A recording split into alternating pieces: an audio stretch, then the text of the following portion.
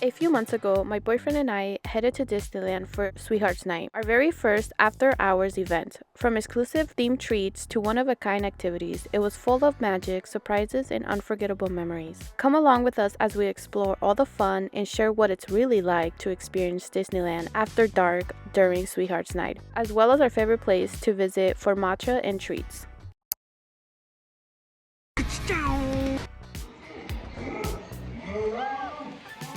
Every time we head down to Disneyland, we always have to make a quick stop at Okayama Kobo Bakery. It's just a quick 7-minute drive from the Disney park. Their pastries are made fresh daily and the customer service is absolutely top notch. This time, the line was insanely long, but trust me, it's always worth the wait. If you haven't seen it yet, check out my other video of our first visit.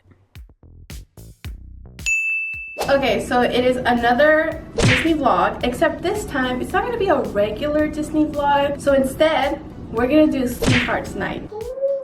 It's our first time, so we don't really know what to expect. It is an after-hour event. After, I believe, 8 o'clock, they close down the park and then they kick everybody out. And I think they're open until 1. It just becomes a Sweethearts Nite festival, which is something related to like Valentine's Day.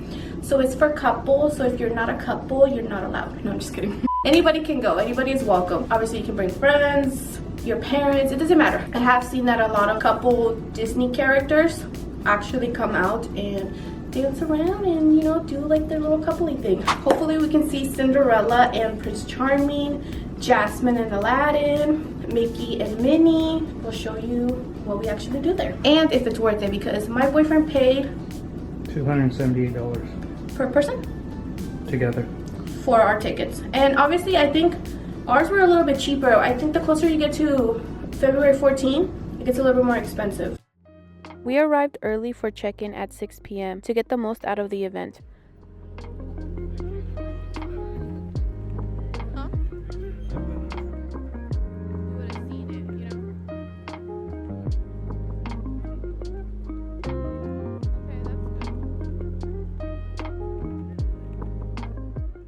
First thing we did after checking in was look through the event pamphlet to decide what food and drinks we wanted to pre-order.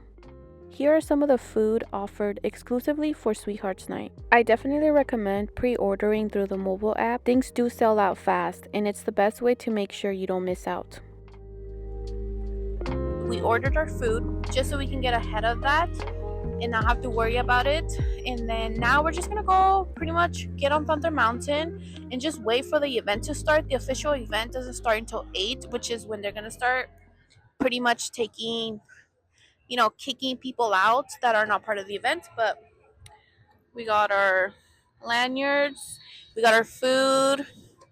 Oh, and then we also got this drink, but we already finished it. During our 2-hour wait, we hopped on Thunder Mountain because, let's be real, it's way better at night. After that, we waited about an hour for the Haunted Mansion. The line was so long we started to doze off. So we kept ourselves entertained by reading the weird and funny tombstone names and checking out the spooky details.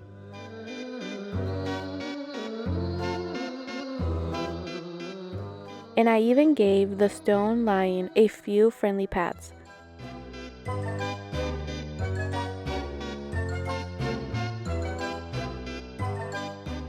After the ride, the event officially begun, so we headed out to grab our first mobile order. We ordered the strawberry passion lemonade, which was only offered during the event. The other food options exclusively for the event didn't seem that good to us. We opted for something more familiar. We ordered the cheesy garlic bread and the beef skewers from Bingo Barbecue. The lemonade was sweet and sour and very refreshing. While we were eating, there was a dance party going on in Tomorrowland that totally felt like a classic Disney Channel movie.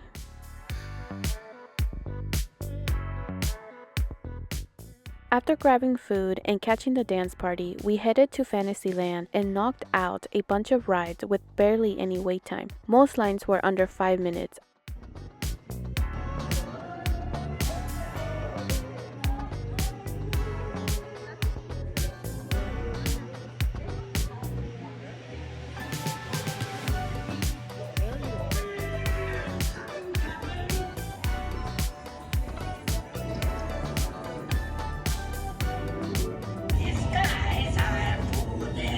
After that, we made our way to the Royal Ball, where all the Disney princesses and their prince made a grand appearance.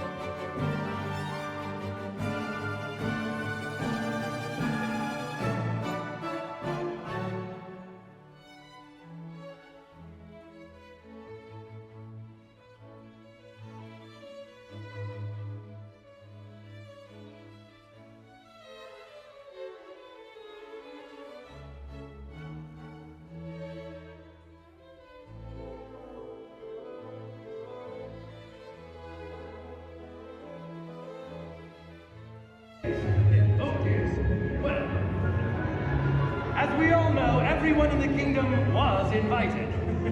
At this time, we ask our royal couples to please take their places on the dance floor so that the ball may begin.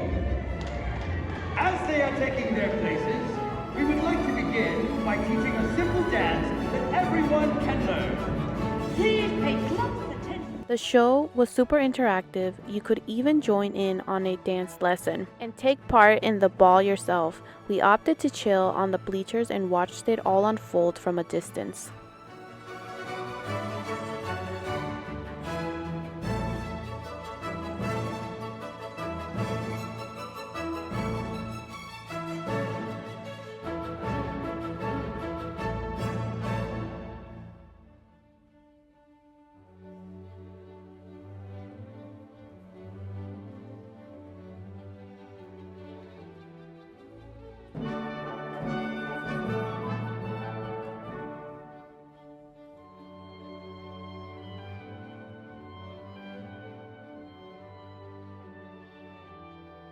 We hit a few more rides, including Mickey and Minnie's Runaway Railroad with 0 wait time, which was amazing.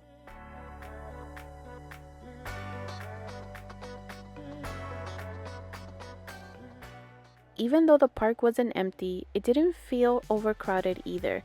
It just felt fun and full of energy. To end the night, we picked up our last food item, the Me and You Bay beignets, drizzled with ube sauce. I love them. My boyfriend, not so much.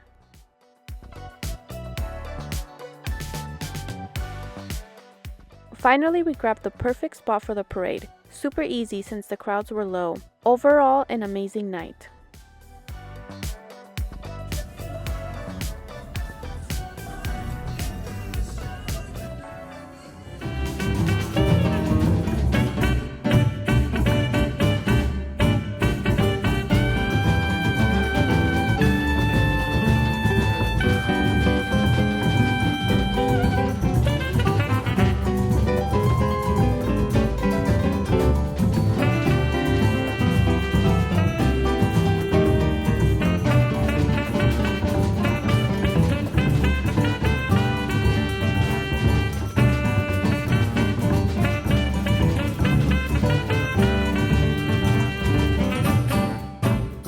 Now let's talk about the pros and cons of attending an after-hour event at Disneyland. Starting with the pros, the park is less crowded, which means shorter wait times for rides. You'll also find exclusive treats and snacks only available during the event.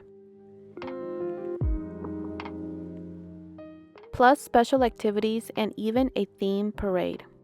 Now for the cons. Even if you're a Magic Key holder, these events aren't included. You still have to buy a separate ticket. The good news is you do get early access to ticket sales. Another thing to keep in mind, the event officially starts at 8 p.m., but you can enter the park starting at 6 p.m. for early access. That means that for 2 hours, you are sharing the park with regular daytime crowds, and it can get packed. We also noticed that the photo ops were a huge priority for a lot of people. Some lines stretched over an hour, which wasn't really our thing, so we skipped those. And honestly, the parade, it didn't really live up to the hype. Maybe we caught it on an off night, but it felt a little underwhelming. Overall, I did have a great time, but honestly, it didn't quite live up to the hype for us. If you're a Magic Key holder and traveling from far away like we did, these types of events aren't exactly a must-do, only since the main attraction people came for were the photo ops. However, don't let this discourage you from going to Sweethearts Nite or any other after-hour event. Now, if you don't have a Magic Key and you're looking to enjoy the park with shorter lines and focus on rides and food, this kind of event might be perfect for you. You're essentially paying extra for fewer crowds, and for some people, that's totally worth it.